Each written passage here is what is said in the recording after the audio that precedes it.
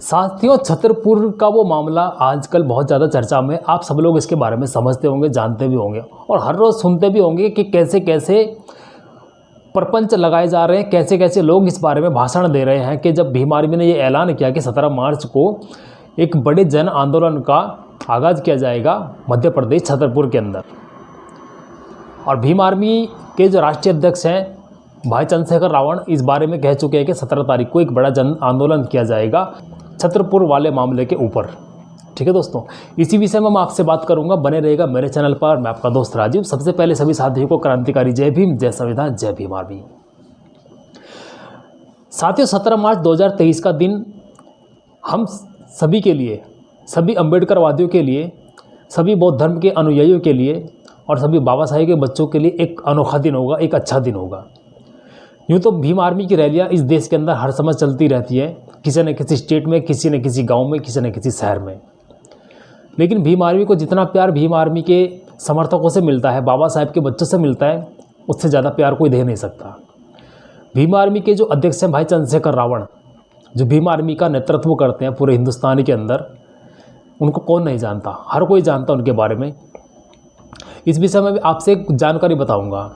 साथ ही छतरपुर का वो मामला जहाँ पर बागेश्वर धाम का जो शास्त्री है धीरेन्द्र शास्त्री, उसके भाई ने एक परिवार को मध्य प्रदेश के छतरपुर में धमकाया था कि तुम लोगों की औकात कैसे हो गई। उनको कुछ जाति सूचक शब्द कहे थे कि तुम लोगों की औकात कैसे हो गई कि तुम हमारे मुताबिक शादी नहीं करोगे, अपनी मर्ज़ी से तुम अपने यहाँ गाने बजाओगे, अपनी मर्ज़ी से रीति रिवाज करोगे, यहाँ पर जो कुछ होगा हमारे रीति रिवाज के मुताबिक होगा, हमारे रूल्स के मुताबिक होगा। मतलब एक तरह से गुंडागर्दी साफ साफ दिखा रहा था वो कि मैं यहाँ का गुंडा हूँ। यूँ तो बागेश्वर धाम बड़े बड़े मंचों पर जाकर, बड़े बड़े पंडालों में जाकर भाषण देता है, ज्ञान की बातें बताता है और पीछे से उसका भाई लोगों को धमकाने की कोशिश करता है, लोगों के ऊपर अपना रौब दिखाता है। कहने को कहें तो वो कहा जाता है उसे कि वो भी कुछ कथावाचक ऐसे प्रोग्राम करता है, लेकिन जैसी उसकी हरकतें वीडियो में देखी जा रही थी कि सिगरेट मुंह में लिया हुए था, वो धुआं छोड़ रहा था और हाथ में पिस्टल लेकर एक गरीब परिवार को धमका रहा था। उस गरीब परिवार को इस तरह धमका रहा था कि उनके ऊपर जाति सूचक शब्द तक कहे, जातिवादी टिप्पणी कही। इसका विरोध जब वहाँ पे लोगों ने किया तो उनको भी पिस्टल दिखाई और लहराई, वहाँ पर फायरिंग भी की।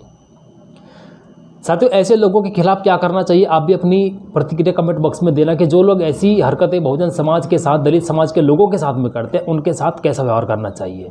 हाल तो ऐसे लोगों की जूते से पिटाई करनी चाहिए जो बहुजन समाज को आज दबा कुचला समझते हैं। आज बहुजन समाज बहुत ज़्यादा सक्षम हो चुका है, अपने हक अधिकार जान सकता है और अपने हक के लिए खड़ा हो सकता है। और हमें अपने हर हक अधिकार के लिए खड़ा होने का जो साहस देता है वो हमारा संविधान देता है, हमारे बाबा साहेब देते हैं। साथियों, भाई चंद्रशेखर ने 17 मार्च को 2023 में जो जन आंदोलन का आगाज़ करने का ऐलान किया था, उसके ऊपर वहाँ पर जो बजरंग दल वाले हैं, बजरंग सेना वाले हैं, नितिन उपाध्याय नाम का कोई शख्स है, वो भीम आर्मी के लोगों को चेतावनी देता हुआ वीडियो में नज़र आया कि यहाँ पर जो भी कोई आएगा अपने पैरों पर, लेकिन अपने पैरों पर जाएगा नहीं, उसकी स्वयं की जिम्मेदारी होगी। तो यहाँ से इनकी मंशा साफ पता चलती है कि ये बहुजन समाज के लोगों से कितना चिढ़ते हैं, अपना दबदबा साफ साफ कायम करना चाहते हैं कि इस देश के अंदर होगा तो सिर्फ बजरंग दल होगा, हिंदू राष्ट्र बनेगा, ये है वो है। मतलब भीम आर्मी के जो अनुयायी हैं, बाबा साहेब के जो अनुयायी हैं, बाबा साहेब को मानने वाले लोग हैं, दलित समाज के लोग हैं, बहुजन समाज के लोग हैं, ओबीसी समाज हैं, इन लोगों की यहाँ पर कोई पूछ नहीं होगी। उसका साफ साफ कहना था, एक वीडियो में देख रहा था, उसमें उसने साफ ऐलान किया है कि बहुजन समाज का कोई भी व्यक्ति भीम आर्मी की रैली में खड़ा नहीं होना चाहिए। पुलिस प्रशासन तक को उसने ये चेतावनी दी है कि यहाँ पर अगर माहौल ख़राब होगा तो पुलिस की जिम्मेदारी होगी। क्यों भाई, अगर तुम लोगों की वजह से शहर में कोई उत्पात मचता है तब तुम लोग कहाँ जाते हो। अब भीम आर्मी अध्यक्ष भाई चंद्रशेखर रावण और भीम आर्मी जब छतरपुर के अंदर मामले के ऊपर अगर खड़ा होना चाहती है तो आप लोगों को चिढ़ हो रही है। इन लोगों की मनता साफ पता चलती है कि बहुजन समाज को एक होते नहीं देख सकते। उस पीड़ित परिवार को धमकाया जाता है, डराया जाता है और उनके जो बयान बदलवाए गए कि उसका हाथ में टॉर्च थी, पिस्टल नहीं थी, ऐसे बयान उन लोगों के द्वारा दिलवाए गए जिनके साथ में छतरपुर में वो मामला घटा था। तो भाई चंद्रशेखर ने जब ये ऐलान कर दिया कि अभी छतरपुर में हम लोग आएंगे, भीम आर्मी की रैली करेंगे और उस परिवार की भी हम बात रखेंगे कि ऐसे परिवार के साथ में अगर कुछ ऐसी घटना घटती है तो उसका मुंहतोड़ जवाब दिया जाए। तो इस पर बजरंग सेना वाले भड़क उठे हैं भीम आर्मी के वहाँ पर पहुँचने से पहले। तो यहाँ से इनकी जो मंशा है साफ पता चलती है कि भीम आर्मी से कितना डरे हुए हैं, कितना खौफ खाए हुए हैं कि भीम आर्मी आज हर राज्य के अंदर, हर गांव के अंदर, हर गरीब वर्ग के साथ में खड़ा होती है। और ये नहीं चाहते हैं कि भीम आर्मी और बहुजन समाज ऊपर उठे, आगे बढ़े। ये आज भी बजरंग दल वाले, बजरंग समाज वाले और जितने भी हिंदू राष्ट्र बनाने की बात करते हैं, ये सब यही सोचते हैं कि जो दबा कुचला वर्ग है, दबा कुचला रहे, ये ऊपर ना उठे। क्यों भाई, तुम लोगों को ऊपर उठने का हक है। हमें आगे बढ़ने का हक अधिकार दिया बाबा साहेब ने दिया, तुम लोगों ने नहीं दिया। तुम्हारी जो मन की व्यवस्थाएं हैं, तुम्हारी जो मन की स्थितियाँ हैं, हम अच्छी तरह समझते हैं। बहुजन समाज के लोगों को तुम लोग ऊपर उठते हुए नहीं दे सकते।